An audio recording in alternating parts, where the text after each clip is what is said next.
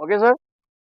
हरि अनंत हरि कथा अनंता, कहूँ सुनो विधि सब संता।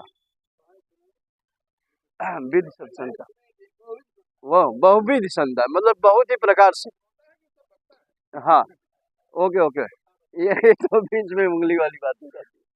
तो ऐसे में तमाम चर्चाएं हुई। अभी अभी सर ने कहा कि चरणामृत से शुरू हुआ, हाँ, फिर इसके बाद घोड़े से शुरू हुआ, फिर लास्ट डॉक्टर पे आया।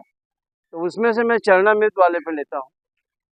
पंडित जी बहुत ही फेमस थे, और कोरोना काल में किसी ने कहा एक आदमी से कि रोज गुरुदेव का आशीर्वाद लिया करो, रोज गुरुदेव का आशीर्वाद लिया करो।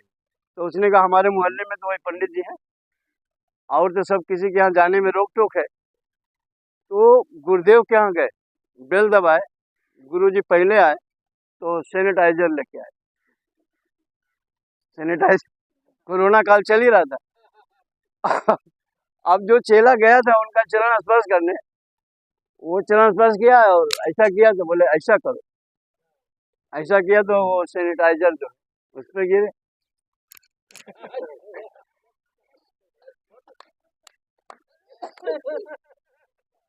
उसको ये समझ में आया चरणामृत है। ये हकीकत कई जगह पे ऐसा होगा। सैनिटाइजर मंदिर में मिल रहा है तो लोग क्या समझ रहे हैं, चरणामृत ऐसा लगा लेते थे। अरे उसको अलग तरीके से ऐसा करना था, है ना। रह गई अभी अभी चर्चा हुई तो घोड़े की।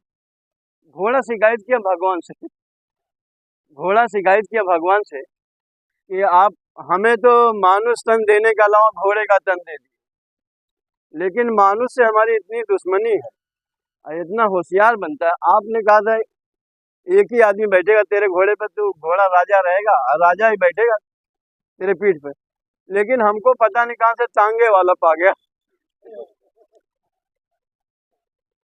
वो ऐसा नाच देता है कि उसमें 10-10 बैठाता है। आ, यही शिकायत है।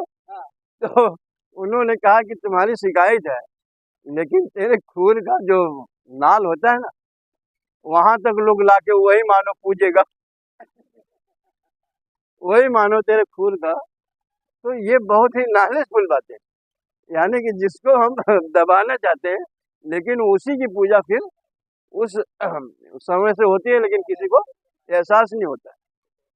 आज सर बिजी हो गए बहुत, लीजिएगा ब्रेक। हाँ, तो अभी एक चर्चा थी, बहुत अच्छा है चर्चा है। आपने सत्संग से कहीं ना कहीं से आप